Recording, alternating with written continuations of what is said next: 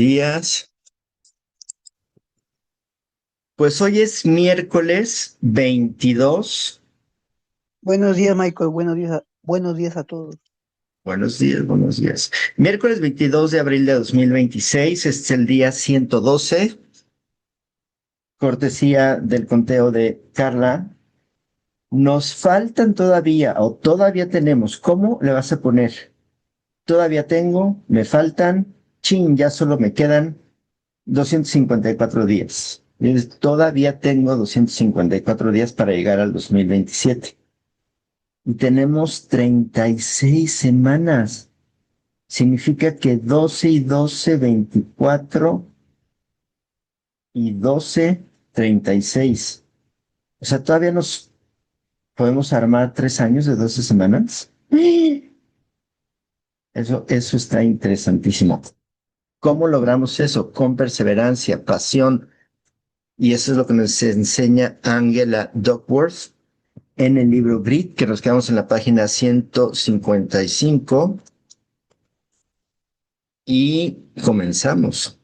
Si alguien quiere leer, levanta la mano y se pone a leer, y si no, yo estoy preparado para esto. Y nos decía Ángela, descubrimos que los estudiantes pueden cambiar su forma de ver la práctica y los logros. Por ejemplo, al preguntarles qué consejos le darían a otros alumnos sobre cómo rendir en los estudios, acuérdense que pusieron unos alumnos a practicar, hacer práctica deliberada de algo, pero les dieron lineamientos. Esos lineamientos que están aquí atrás, dice, les explicamos que a pesar de su talento, los grandes triunfadores en cualquier esfera progresaban gracias a la práctica deliberada. Les explicamos que detrás de las actuaciones tan naturales de YouTube había horas y horas de práctica ardua y difícil sin grabar, ejecutada a la perfección. Les dijimos que intentar hacer cosas que aún no podían hacer, fracasar y aprender, lo debían hacer de distinta manera. Es exactamente como practican los expertos.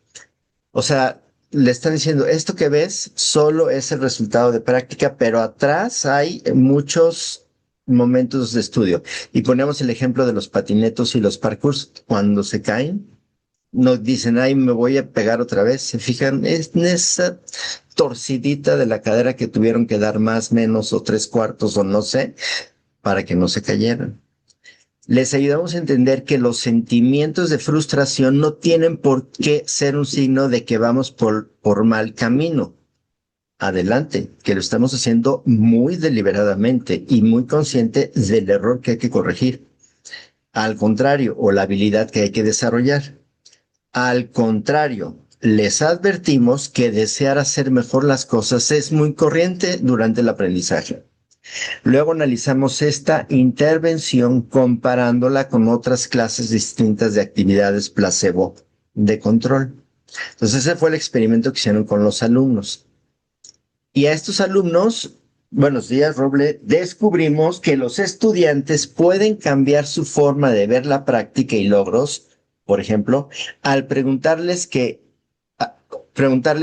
consejos les darían a otros alumnos sobre cómo rendir en los estudios.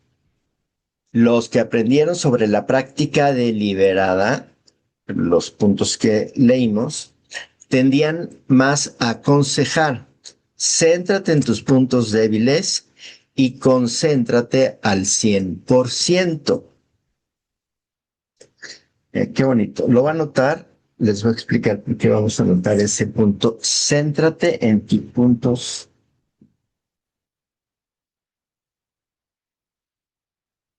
débiles. Porque ustedes también les tocó leer el libro de el tuyo futuro ahora. Entonces, como que yo estuve pensando, un programa de 12 semanas, en algún momento lo tendría que empezar con la premisa de cuando las metas y los sistemas no son suficientes, ¿qué te falta?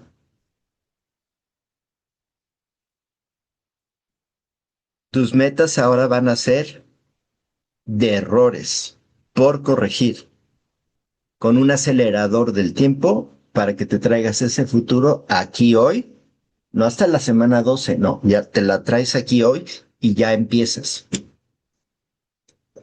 No está tan mal eso, ¿eh? Piénsenlo. Da miedo, pero es lo que hay que hacer. Y si da miedo es que vamos por buen camino. Céntrate en tus puntos débiles. No, pues es que si no da miedo, pues estamos en el camino fácil, el camino sencillito, en el que me está quitando el tiempo y ahí voy bien. Céntrate en tus puntos débiles y concéntrate al 100%. Cuando se les ofreció la opción de practicar deliberadamente las matemáticas o de entretenerse con las redes sociales y las webs de videojuegos, eligieron hacer más práctica deliberada. Y por último, en el caso de aquellos alumnos que habían estado rindiendo en clase por debajo del nivel promedio, al aprender en qué consistía la práctica deliberada, sus notas mejoran. Esto me lleva a mi segunda sugerencia. Para sacarle todo el jugo a la práctica deliberada, conviértela en un hábito. Entonces, punto número 1, puntos débiles. Punto número 2, hábito. La práctica deliberada hay que hacerla un hábito. Sí, en enfocarte en la falla y en la falla cambiarle. El hábito es corregir la falla. Kaizen. Me refiero a que averigües cuándo y dónde te sientes más cómodo haciéndola. Ayúdale al hábito. En cuanto lo sepas, ejecútala a esa hora diario. ¿Por qué? Porque las rutinas son un don del cielo cuando se trata de llevar a cabo algo difícil. Exacto, Carla. Metas, más sistemas, más disciplina, más acciones constantes, más identidad clara, más paciencia. Súper bien, me acordé. Alguien nos dijo de la paciencia. Alguien nos dijo de la paciencia. Vamos a ver quién fue el día de ayer. En cuanto lo sepas, ejecútala a esa hora diaria. O sea, facilita la ejecución de la actividad para que se pueda convertir en un hábito. ¿Por qué? Porque las rutinas son un don del cielo y eso nos llevamos la clase pasada, la sesión pasada, la lectura pasada. Cuando se trata de llevar a cabo algo difícil, numerosos estudios de investigación, incluyendo algunos de mi propia cosecha, revelan que cuando te acostumbras a practicar a la misma hora y en el mismo lugar cada día, apenas tienes que pensar en ello, lo haces sin más. El libro Rituales Cotidianos de Mason Curry describe un día en la vida de 161 artistas, científicos y otros creadores. Si buscas en él una norma en particular como toma siempre café o nunca tomes café o trabajas solo en el dormitorio o nunca trabajes en el dormitorio, no la encontrarás. Pero si te preguntas qué es lo que esos creadores tienen en común, descubrirás la respuesta en el mismo título, Rituales Cotidianos. A su propia manera. Todos los expertos de este libro dedican horas y horas a la práctica deliberada en solitario. Siguen unas rutinas, son criaturas de costumbres. Por ejemplo, bueno, eso tampoco quiere decir que dejes de hacer cosas que haces en grupo. Porque ya vimos que cuando tenemos vacaciones ni leemos. Entonces hay que leer aquí. Por ejemplo, el viñetista Carlos Schulz, que dibujó casi 18,000 viñetas de Peanuts, en su carrera se levantaba al amanecer, se duchaba y se afeitaba y desayunaba con sus hijos. Después los llevaba al colegio y se iba a su estudio, donde trabajaba mientras almorzaba un emparedado de jamón dulce y un vaso de leche, hasta que sus hijos regresaban a la casa. La rutina de la escritora Maya Angelou era levantarse y tomar café con su marido, y a las 7 de la mañana se dirigía a la minúscula habitación de un hotel donde libre de distracciones, escribía hasta las 2 de la tarde. Ay, sí, qué emoción. A mí me encantó vivir en un hotel. Si sigues practicando a la misma hora y en el mismo lugar, lo que antes tenías que pensar en hacer, lo acabarás haciendo sin pensar.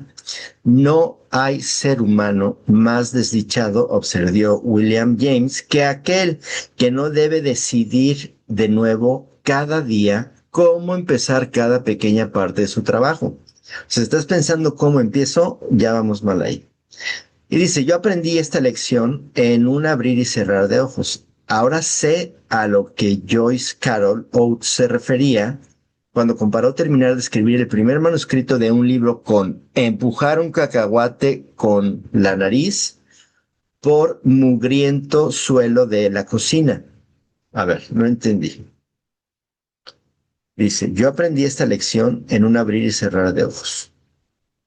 Ahora sé a lo que Joyce Carol Oates se refería cuando comparó terminar de escribir el primer manuscrito de un libro con empujar un cacahuate con la nariz por el mugriento suelo de la cocina. Ah, ok. ¿Qué fue lo que yo hice? O sea, ya para terminar el libro era como estar ahí embarrada con la cara en el suelo mugriento de la cocina, con la nariz moviendo el cacahuate, así de feo. ¿Qué fue lo que yo hice? O sea, Ángela, no yo, Michael. Aquí tienes un plan diario sencillo que me ayudó a conseguirlo. A las 8 de la mañana, cuando estoy en casa, en el estudio de mi casa, releo lo que he escrito el día anterior. Esta costumbre no ha hecho que me resulte más fácil escribir de por sí, pero me ha ayudado a ponerme de nuevo manos a la obra. Exacto, yo por eso me regreso una página, señora Ángela. Muy bien, somos del mismo team. Mi tercera sugerencia para sacarle el mayor partido a la práctica deliberada es cambiar el modo de experimentar.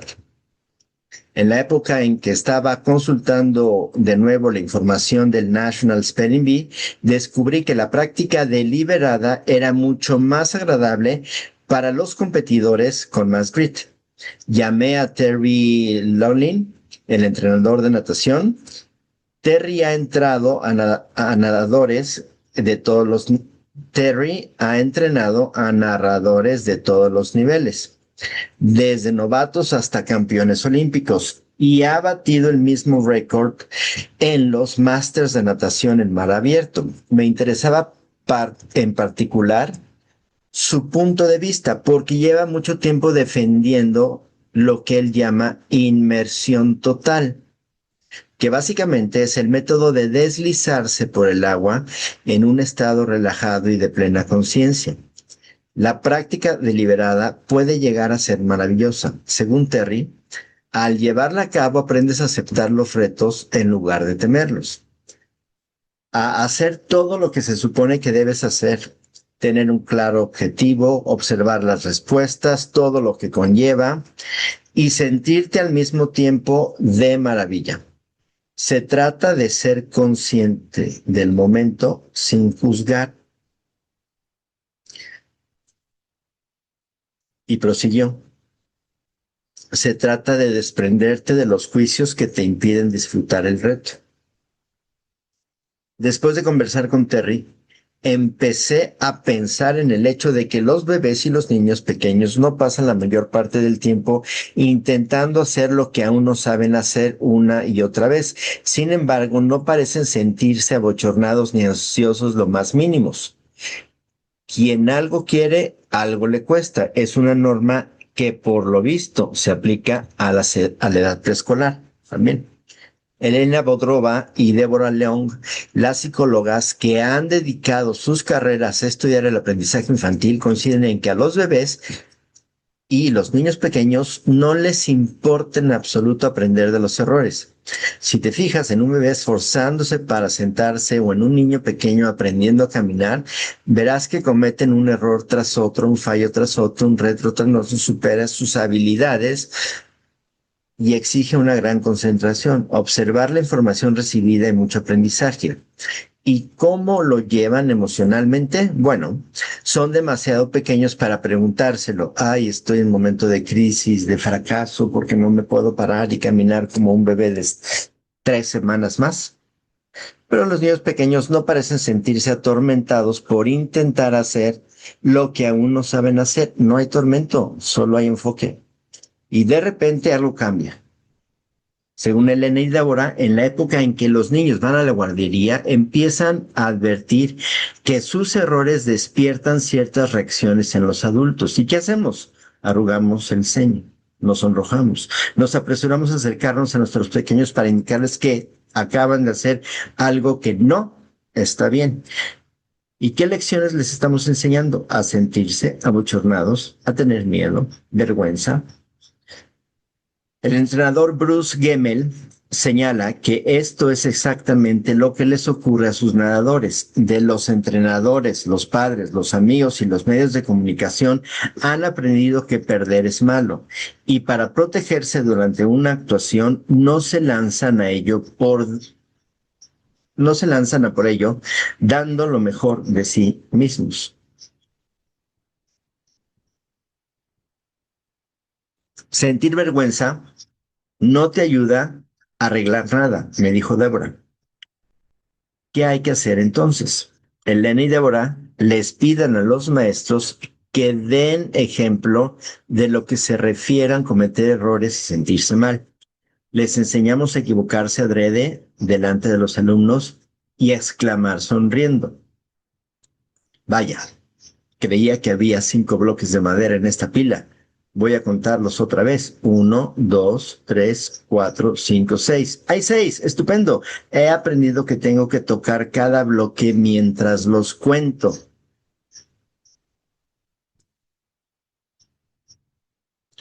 No sé si conseguirás que la práctica deliberada te extasie como el fluir. Sin embargo, creo que puedes decirte a ti mismo y a los demás, ha sido duro, pero me lo he pasado fenomenal. A ver, ¿cuál es la idea de esto? Porque aquí parece que termina el capítulo.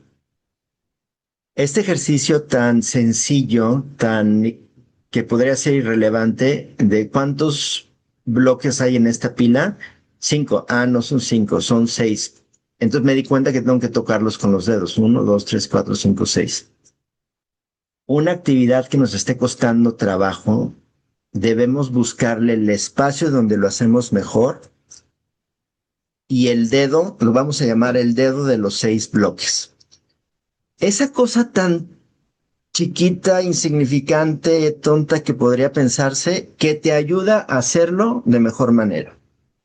Ejemplo, yo pongo un temporizador de 60 minutos para ver y escuchar el canal de Euronews. Después de eso, suena mi reloj y dice, es hora de poner música. Tengo que ir inmediatamente a poner música y olvidarme de que existe YouTube, porque si no, vamos a ver qué está de moda, cuáles son las nuevas tendencias y eso me puede acabar una hora. Pues algo tan sencillo como un recordatorio que te lo recuerde Siri o que te lo recuerde tu teléfono o Google, que sea muy sencillo para ayudar a emprender todos los días el hábito de la práctica deliberada. ¿Ok? Bueno, aquí tenemos una gráfica de la que nos hablaron sobre el grid. Eh, Son las horas, ¿no? Y entre más horas tienes de práctica, mayor es tu nivel de grid. Y entonces el punto así, wow, es que hay que practicar deliberadamente. Bueno,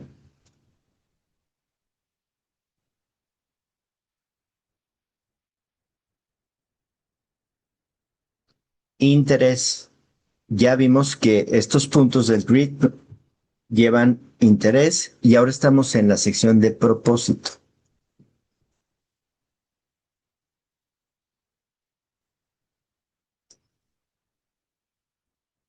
El interés es una fuente de pasión y el propósito, la intención de contribuir al bienestar ajeno, es otra. Leo nuevamente porque lo leí mal. El interés es una fuente de pasión me interesa, te apasionas. Y el propósito, la intención de contribuir al bienestar ajeno es otra. Las pasiones maduras de las personas con grit dependen de ambas fuentes. Para algunos el propósito es lo primero. Es la única forma en que puedo entender un modelo del grit como Alex Scott. Yo haría una pausa aquí y te preguntaría, ¿ya tienes pensado cuál es esa intención o tienes esa intención, ya la conoces o ya has pensado cómo vas a contribuir al bienestar ajeno? Todas las personas que hemos leído en este año y medio han dicho, tienes que contribuir, tienes que dar a los demás. Y la vida cambia totalmente. Para algunos el propósito es lo primero. Es la única forma en que puedo entender el modelo del grit como Alex Scott. Alex estuvo enferma desde que tenía uso de razón. Le diagnosticaron un neuroblastoma cuando solo tenía 1 año. Poco después de su cuarto cumpleaños, Alex le dijo a su madre, cuando salga del hospital quiero tener un tenderete de limonada, un puesto de limonadas para vender. Y lo hizo. Abrió su primer puesto de limonadas antes de cumplir los 5 años, recogiendo $2,000 para que los médicos que la trataban ayuden a otros niños como me han ayudado a mí. ¿Ok? Alex de 4 años. Cuando Alex murió, 4 años más tarde, inspiró a tanta gente a abrir su puesto de limonadas que se recaudó un total más de $1,000,000. La familia de Alex sigue con su legado hasta el día de hoy. La Fundación Lemonade Stand de Alex ha recaudado más de $100 millones para la investigación del cáncer. O sea,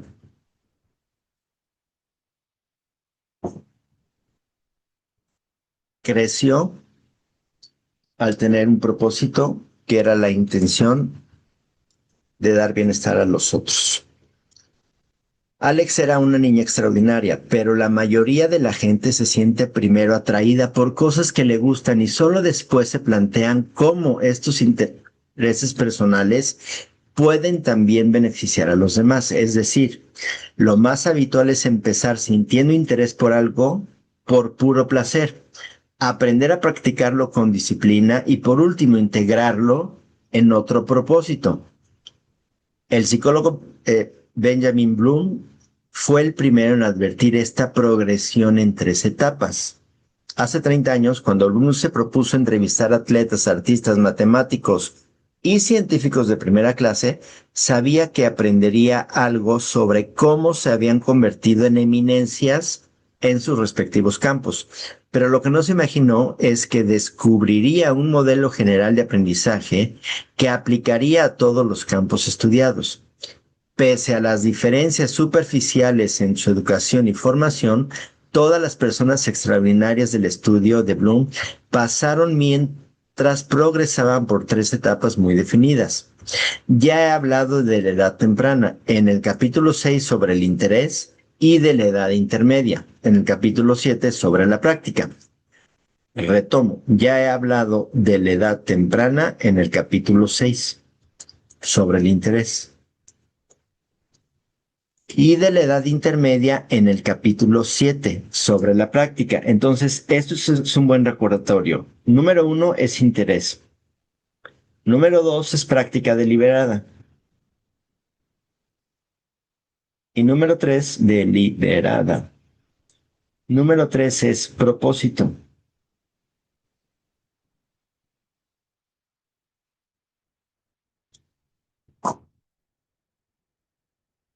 Ahora hemos llegado a la última etapa, la más larga en el modelo de Bloom, la de la edad posterior, en la que, según sus propias palabras, se hace patente el propósito y un sentido más importante de nuestro trabajo. O sea, se hace patente, se ve, se identifica como las limonadas de Alex. Cuando hablo de modelos del grid y me cuentan lo que persiguen, tienen un propósito. Se refieren a algo mucho más profundo que una mera intención. No solo se han fijado un objetivo, sino que además la naturaleza de sus metas es especial. Cuando les sondeo preguntándoles, ¿puedes ser más concreto? ¿A qué te refieres?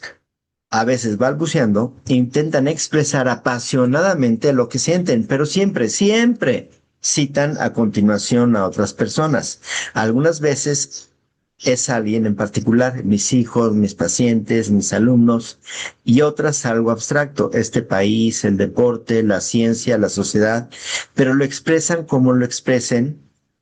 El mensaje es el mismo, las largas mañanas y tardes de duro trabajo, los reveses, las decepciones, las luchas y sacrificios, todo esto ha valido la pena porque al final sus esfuerzos han beneficiado a otros.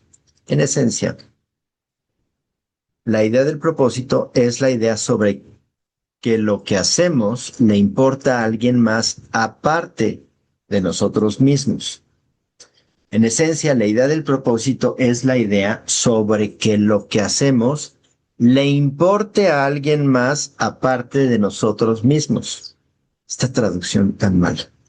Un ser altruista tan precoz como Alex Scott sí ejemplifica el propósito centrado en los demás. Al igual que la activista por el arte Jane Golden, el modelo del grit que has conocido en el capítulo 6, el interés en el arte la llevó a ser una muralista en Los Ángeles, después de licenciarse. En la antesala de la treintena le diagnosticaron lupus y le comunicaron que no le quedaba demasiado tiempo de vida. La noticia me impactó, me contó él. Me dio otra perspectiva de la vida. Cuando Jane se recuperó de los síntomas más agudos de la enfermedad, se dio cuenta de que superaría las predicciones iniciales de los médicos, aunque sufriría de dolor crónico de por vida.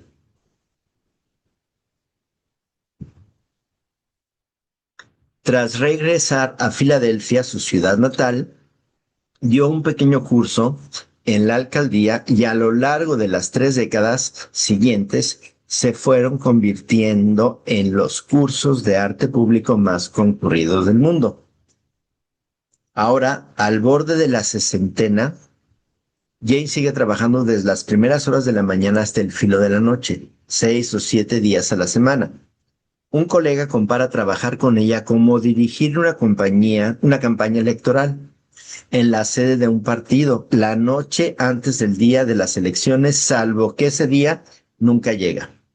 Para Jane, esas horas se traducen en más murales y cursos, y esto significa más oportunidades para los miembros de la comunidad de crear y experimentar el arte. Cuando le pregunté a Jane sobre su lupus, admitió con total naturalidad que el dolor la acompaña siempre. En una ocasión declaró a un periodista, hay momentos en los que rompo a llorar. Pienso que no puedo seguir empujando más esa roca hasta la cima. Pero como autocompadecerme no me sirve de nada, encuentro la manera de recargarme de energía. ¿Por qué? Porque su trabajo es interesante. Esto solo es una parte de la motivación de Jane. Todo cuanto hago es para los demás, me dijo. Es lo que me motiva, es un imperativo moral. Expresándolo en pocas palabras, afirmó, el arte salva vidas. Otros modelos de grit, o sea, personas donde podemos ver el grit, tienen metas de nivel superior que están centradas en un propósito de una forma menos evidente. Antonio Galoni, un célebre crítico de vinos, por ejemplo, me dijo, me apasiona compartir mi amor por el vino. Cuando entro en un restaurante, quiero ver una buena botella de vino en cada mesa.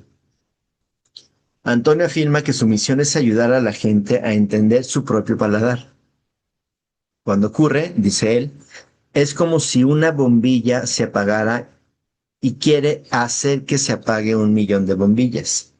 Aunque el interés de Antonio por el vino se despertó debido a que sus padres regentaban una tienda de ultramarinos y vino mientras él crecía, y el vino siempre me fascinó, incluso a una edad temprana, Su pasión está avivada por la idea de ayudar a los demás. No soy neurocirujano, no estoy curando cárceles, pero creo que voy a mejorar el mundo a mi pequeña manera. Cada mañana me despierto sintiendo que tengo un propósito en la vida. En mi léxico del grid, propósito significa la intención de contribuir al bienestar ajeno.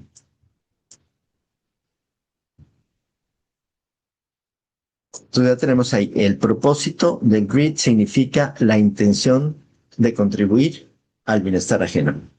Después de estar escuchando repetidamente de los modelos del grid, lo conectado que estaba su trabajo con los demás, decidí analizar esta conexión con mayor detenimiento. El propósito es importante, pero ¿hasta qué punto lo es comparado con otras prioridades en la vida? ¿Podría ser que centrarnos en una meta del nivel superior fuera más un acto de egoísmo que de altruismo? Aristóteles, siglo VIII a.C., fue el primero en reconocer que hay al menos dos formas de perseguir la felicidad. Llamó a eudaimónica, en la armonía con el buen espíritu, daemon, interior, el espíritu interior, y la otra hedónica, que busca las experiencias positivas del momento centradas en uno mismo. Aristóteles, sí, la hedónica y la eudamónica. Aristóteles se decantó claramente por una de las posturas considerando la vida hedónica, primitiva y vulgar, y defendiendo la vida eudamónica como noble y pura. Ahora vamos a pronunciarlo bien, eudaimónica. Pero en realidad estos dos enfoques para alcanzar la felicidad tienen raíces evolutivas muy profundas. Don Aristóteles iba hasta el fondo. Por un lado, los seres humanos buscamos el placer porque en general lo que nos da placer es aquello que aumenta nuestras posibilidades de sobrevivir. Si nuestros antepasados no hubieran anhelado la comida, el sexo, por ejemplo, no habrían vivido demasiado tiempo o tenido demasiados retoños y no estaríamos hoy aquí. Hasta cierto punto, todos, como Freud lo expresó, estamos motivados por el principio del placer. Por otro lado, los seres humanos hemos evolucionado para darle un sentido y propósito a la vida. Somos seres sociales en el sentido más profundo. ¿Por qué? Porque el impulso de conocer y de conectar y ayudar a los demás también fomenta la supervivencia de primates que se reúnen. ¿Cómo? Las personas que cooperan tienden más a sobrevivir que las solitarias, pues sí. La sociedad depende de unas relaciones interpersonales estables y en muchos sentidos nos sustenta, nos guarece de los elementos y nos protege de los enemigos. El deseo de conectar es una necesidad humana tan básica como el deseo de placer. Hasta cierto punto, todos estamos hechos para perseguir tanto la felicidad hedónica como la eudaimónica, por el valor relativo que le adjudicamos a estas dos clases de búsqueda varía. A algunos nos importa mucho más el propósito que el placer y a otros les ocurre lo contrario. Para mostrar las motivaciones subyacentes en el grid, solicité a 16,000 adultos, oh my God, 16,000 adultos americanos que se sometieran a la escala del grid como parte de un largo test complementario. Los participantes del estudio leyeron frases sobre el propósito, como por ejemplo, lo que hago es importante para la sociedad, e indicaron hasta qué punto se identifican con ellas. También hicieron lo mismo con 6 fases sobre la importancia del placer, como por ejemplo, para mí una buena vida es una vida placentera. De estas respuestas obtuvimos una puntuación que iba del 1 al 5, que reflejaban si los participantes tendían a estar motivados por el propósito o por el placer, respectivamente. Unas líneas más abajo he plasmado gráficamente la información de este estudio. Como ves, las personas con más grit no son monjes ni tampoco hedonistas. En lo que se refiere a la búsqueda por placer, son como cualquier otra persona. El placer tiene una cierta importancia en su vida, por más grit que tenga, pero la diferencia estriba en que están mucho más motivadas que el resto para buscar una vida significativa centrada en los demás. La alta puntuación ligada con el propósito está relacionada con la puntuación más alta en la escala del grit. Bueno, entonces aquí tenemos la gráfica donde en esta escala del grit del 1 al 5, cómo el propósito empieza abajo del placer, pero sube y se va haciendo cada vez más grande. Y el placer es como sube tantito, tal vez está un poquito bajo, pero después está derechito. Es como una meseta. Entonces el placer se mantiene constante, pero el propósito es el que podemos subir. Es decir, si lo único que buscamos es placer, pues vamos a estar siempre en la meseta, porque como que el placer más importante tiene que venir del propósito. Y es justo lo que Antonio Robbins dice en la entrevista de la tarde. Aunque esto no quiere decir que todos los modelos del grid sean unos santos, sino más bien que las personas más valerosas ven que sus mayores metas están muy conectadas con el mundo más allá de sí mismas. Yo afirmaría que para la mayoría de la gente el propósito es una fuente poderosísima de motivación. Hay excepciones, pero la rareza de estas excepciones demuestra la norma, ¿no? ¿Se me ha pasado algo por alto?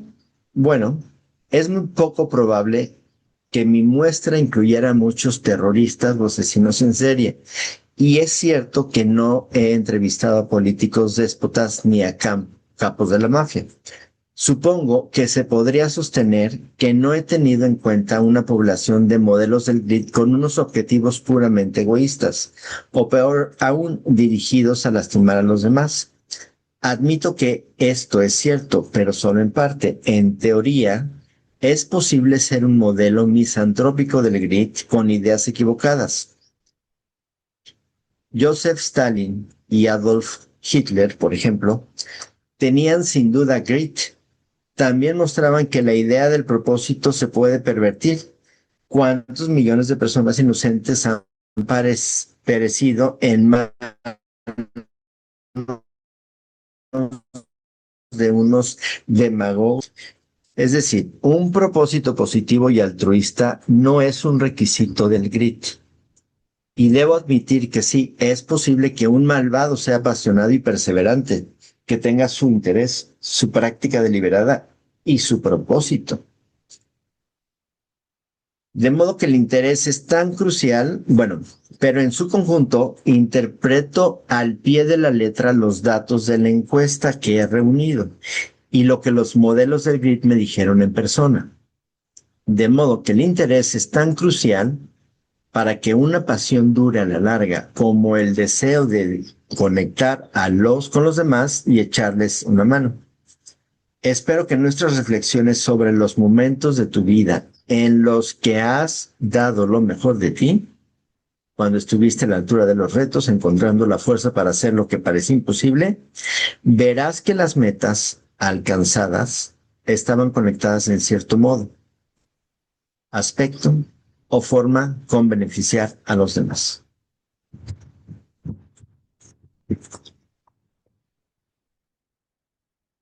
Un segundo.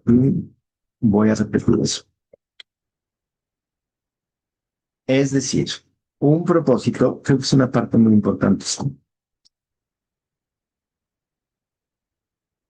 Desde arriba.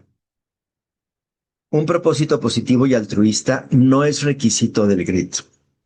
¿Ok?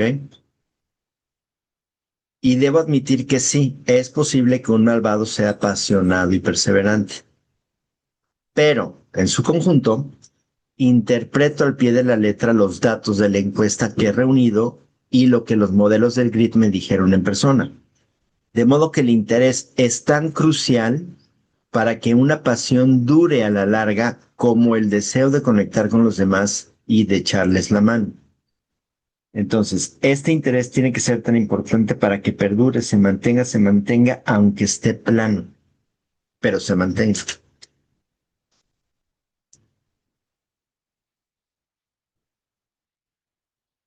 Espero que si reflexionas sobre los momentos de tu vida en los que has dado lo mejor de ti, por ejemplo, cuando estuviste a la altura de los retos o encontrando la fuerza para hacer lo que parece imposible, si reflexionas en esos momentos de tu vida en los que diste lo mejor de ti, verás que las metas alcanzadas estaban conectadas de en cierto modo, aspecto o forma de beneficiar a los demás.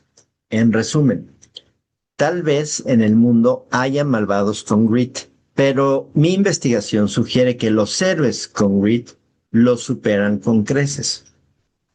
Los que tienen una meta del nivel superior tan coherente con el mundo que le da sentido a todo cuanto hacen, por pequeño o tedioso que sea, son muy afortunados, como lo ilustra la parábola de los albañiles. ¿Qué estás haciendo?, le preguntaron a tres albañiles. Estoy construyendo una pared de ladrillos, contestó el primero. El segundo, estoy creando una iglesia, afirmó el segundo. Estoy levantando la morada de Dios, respondió el tercero. El primer albañil tenía un trabajo, haciendo pared de ladrillos. El segundo una carrera, pero se identificaba con el primero o el segundo. Y el tercero tenía una vocación. Miren, esto está interesante. Trabajo, estoy haciendo la pared de ladrillos. Carrera, estoy creando una iglesia. Y vocación, estoy levantando la morada de Dios. Tiene un propósito. A muchos les gustaría ser como el tercer albañil, pero se identifican con el primero o el segundo.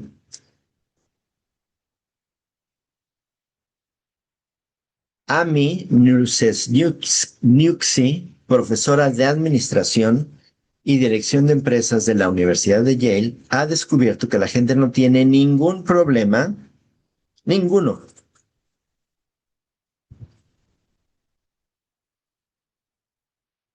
a la hora de decirle con cuál de los tres albañiles se identifican. En una medida similar, la gente que trabaja se identifica con tener un trabajo, diciendo, considero mi trabajo una necesidad de la vida como la de respirar o dormir. Una carrera, considero mi trabajo ante todo como un escalón para otros trabajos. O una vocación, mi trabajo es lo más importante de mi vida. Según las estimaciones de Amy, yo también he descubierto que solo una pequeña cantidad de trabajadores consideran su trabajo en una vocación. No es de extrañar que estos tengan mucho más grit que los que ven su trabajo como una ocupación o una carrera profesional. Los afortunados que ven su trabajo como una vocación y no como una ocupación o una carrera profesional, siempre afirman, mi trabajo hace que el mundo sea un lugar mejor. Y son los que parecen estar más satisfechos con su trabajo y su vida en general. Un estudio, los empleados para quienes un trabajo era su vocación, faltaban 3 veces menos al trabajo que los que veían su profesión como una ocupación o una carrera.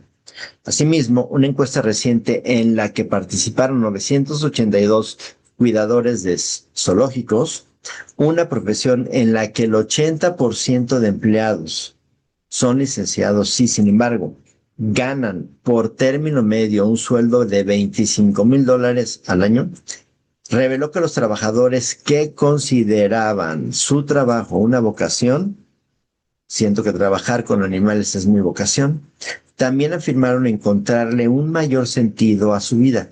Mi trabajo ayuda a mejorar el mundo. Los cuidadores del zoológico, por vocación, estaban más dispuestos a hacer horas extras sin cobrar para cuidar de animales enfermos, y también dijeron tener un deber moral. Moralmente tengo la obligación de cuidar a los animales lo mejor posible. Me gustaría señalar que no hay nada malo en ver el trabajo simplemente como un medio de vida honrado, pero la mayoría de las personas anhelan algo mejor. Es la conclusión a la que llegó el periodista Stotz Terkel, que en la década de 1970 entrevistó a más de 100 trabajadores adultos de todo tipo de profesiones.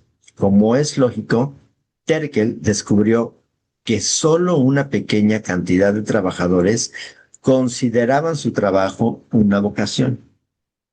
Pero no era por falta de ganas. Todos, concluyó Terkel, buscamos darle sentido al trabajo con el que nos ganamos el pan, para sentirnos llenos en lugar de anulados de lunes a viernes.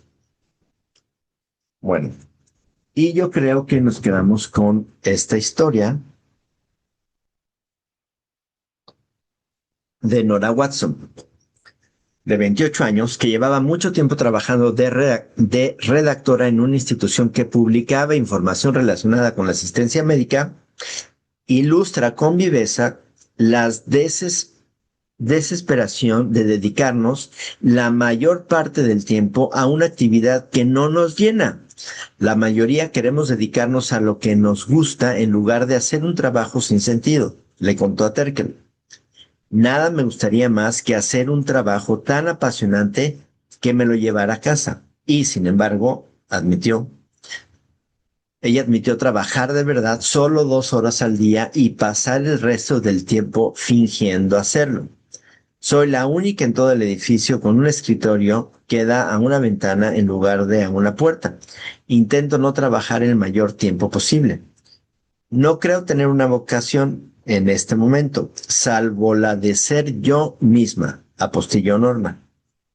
Al final de la entrevista, pero como nadie me paga por serlo, sigo en la institución por el momento.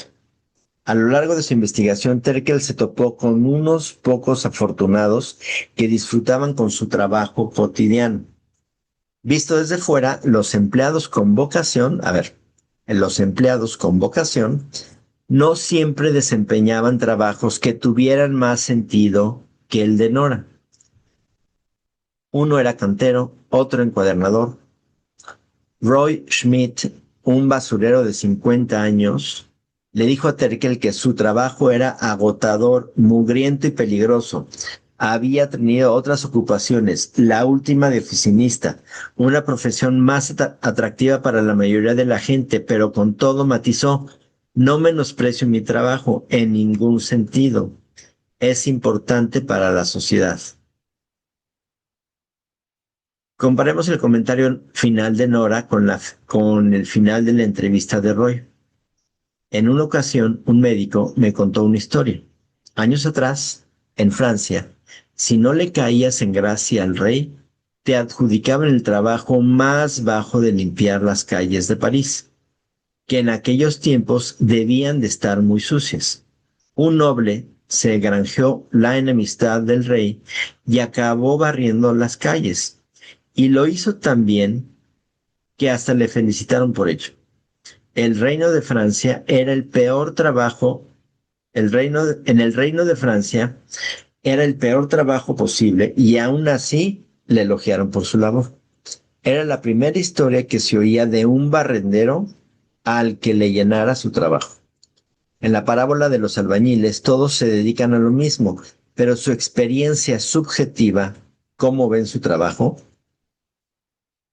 es de lo más dispar. Asimismo, la investigación de Amy sugiere que las vocaciones tienen muy poco que ver con la descripción oficial de los trabajos. En realidad cree que cualquier ocupación puede ser un trabajo, una carrera profesional o una vocación. Solo hay que estructurarle la semántica. Por ejemplo, cuando estudió a las secretarias, al principio esperaba que fueran muy pocas las que consideraban su trabajo una vocación. Pero la información obtenida le reveló que en este sector había la misma proporción de personas que veían su trabajo como un empleo, una carrera profesional o una vocación que las muestras de otras profesiones. Amy concluyó que en realidad unas determinadas ocupaciones no se ven como trabajos y otras como carreras profesionales o vocaciones, sino que lo que cuenta es si creemos que construir paredes de ladrillos es simplemente algo necesario, una carrera con futuro o un trabajo que nos conectará con algo más importante que nosotros mismos. Yo suscribo su opinión. La forma de ver nuestro trabajo es más importante que la definición de la ocupación en sí. Tan tan. Y entonces nos quedamos en la página. ¿Qué página es esta? 173. Antes que pase algo, página 173. Una libreta enfrente todo el día para ver dónde nos quedamos. Muy bien, muy bien. Bueno, díganme, ¿qué se llevan de la lectura de hoy? Acuérdense que esa es la práctica que hay que hacer. Siempre va a estar la pregunta, ¿qué te llevas hoy para reflexionar, para aplicarlo, para cuestionarte, para redefinir, para plantearte otra cosa, para replantearte lo mismo?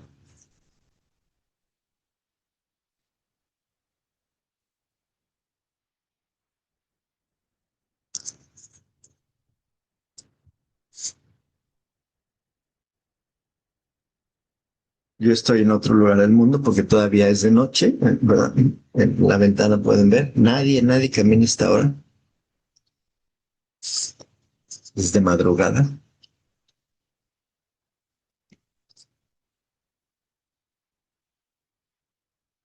A ver, Carla nos escribe metas, sistema, disciplina, acciones constantes, identidad clara. Ah, muchas gracias, que le pusiste paciencia. Mi yo futuro ahora. Exacto. ¿Cómo ponemos todo esto junto? Anda, Susi, anda, Teresita, anda, José Manuel, Carla, Roble, Yosa.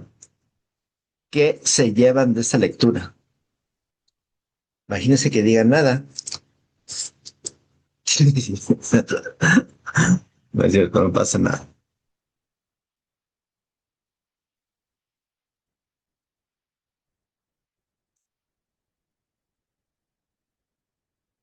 Bueno, yo me llevo con esta parte de la percepción. Bueno, que es importante identificar cómo describimos lo que hacemos, pero más importante, este, dice Teresita, me llevo el que el trabajo es solo un pretexto para expresarnos. ¿Ok?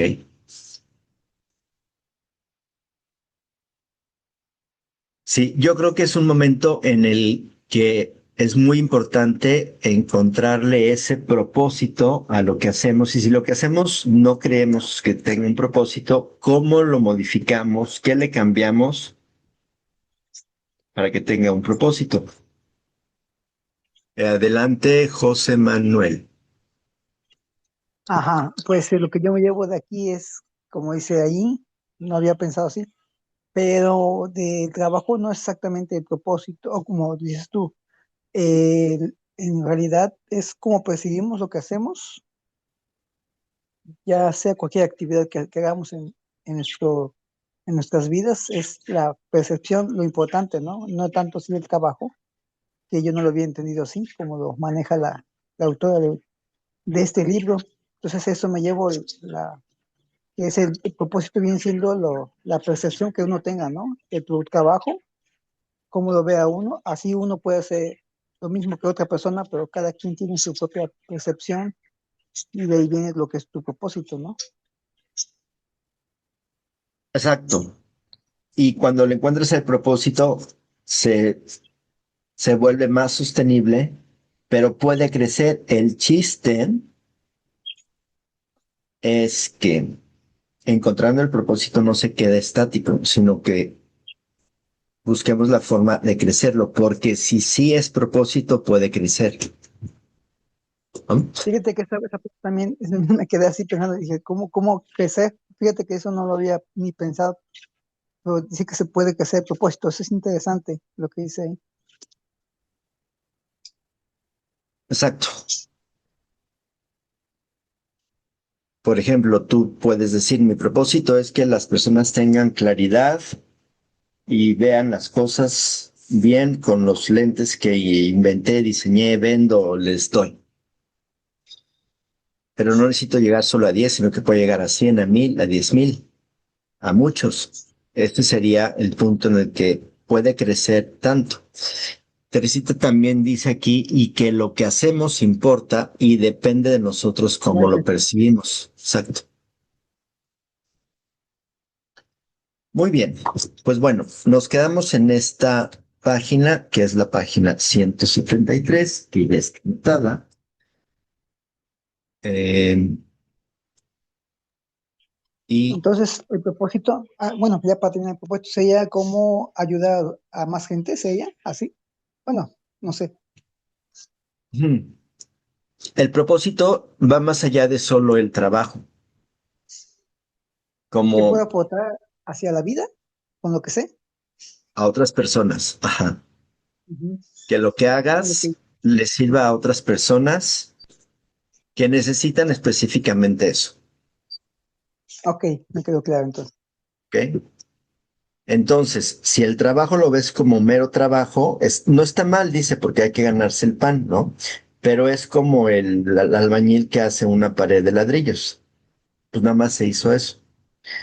Seguramente no le encontró más propósito, pero el que estaba construyendo la morada de Dios tenía un propósito. Era, esta iglesia es importante que estamos construyendo, por eso hay que poner todos estos ladrillos juntos, porque aquí va a ser un centro de conexión, encuentro con Dios. Entonces, ¿cómo le hago para hacer más iglesias? Ese albañil estaría buscando trabajos donde haya que hacer más iglesias y probablemente conectarse Más con otras iglesias, personas que sean muy importante para ellos construir iglesias porque es una morada de Dios. Y entonces se junta un grupo de albañiles expertos en construir iglesias porque son la morada de Dios. Y crece algo más importante y buscan la forma de conseguir dinero para financiar la construcción de más iglesias. Eso es el propósito creciente del albañil número 3. Y hace una liga nacional de albañiles especializados en la construcción de iglesias como morada de Dios y va creciendo. Ese es el crecimiento que puede tener el propósito. Y lo hace entonces, en serio. unos proyectos más grandes, tomaría Sí, unos proyectos más grandes, así, ¿no? sí, Para abarcar sí, a más gente. exacto. Es encontrar tu superpoder y cómo utilizas ese superpoder para el bien de otras personas.